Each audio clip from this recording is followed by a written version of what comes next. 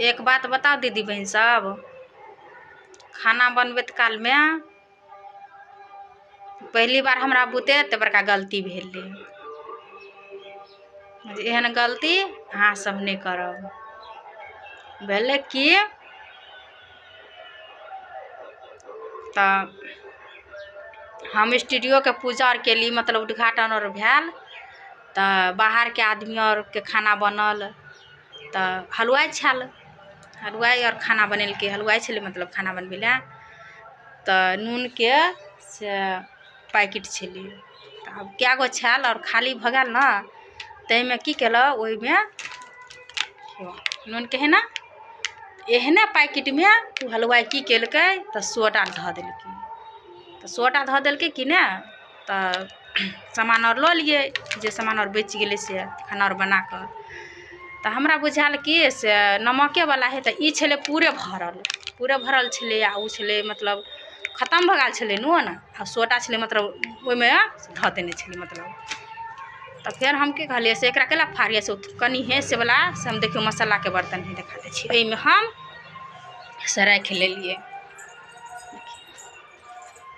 देखे छियै एहि में हम पूरे मसाला राखे छियै। मसाला राखे वाला है हम पूरा मसाला जत्ते मसाला है से सब एहि में हम से में खारी जका है डब्बा जका एहि में हम राख दै छियै। तो वो से नमक छलै से कम भऽ गेल तो एहि में हम ओ जे कनी छलै ना बचल तो हम ओहि में धऽ देलिए। चम्मच लऽ कऽ से ओहि में से हम निकाल तो हम चूल्हा है तो हम खाना बनबै छियै तो ओहि में से निकाल के देलिए। तो हम दाल बनेली तो दाल में हम से हल्दी देली तो दाल भऽ गेल पियर। तो जब हम से कहलिए अब हल्दी देलिए तो नून दै छियै तो हल्दी आ नून दाल में जब नून जे देलिए ना ओहि में मतलब नून के जगह पर छलै सोडा, हम कहै छलै नून है तो हम ओहि में देलिए 2 चम्मच कि भऽ गेलै लाल भऽ गेलै। तो हम कहलिए से हल्दी छलै दाल में देलिए तो पियर छलै आ केला भऽ गेलै लाल।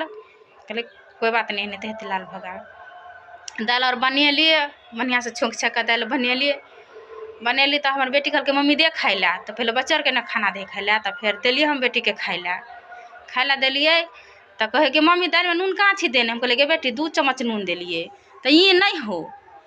हम कहलिए धऽ दी कनी और फिका हेतै तो हमर बेटी 1 चम्मच सोडा में फेर देलकै तैयो कहे है नहीं नूनगर। फिर हम एलिए हम कहलिए एते नून देलिए तो नूनगर है, नून कौन है। तो फिर से अपने कनी गिलास में दाल लऽ के पीलिए ना तब सही में नहीं नूनगर लागल। नहीं लागल तो हमरा कहलिए कथी है एहन। तो एहि में का फिर हम से फाड़ लिए नून के फाड़लिए तो जे ओहि में हम छलिए डालने दोसर पन्नी में का से वाला के हम धेलिए देखियो प्लेट में।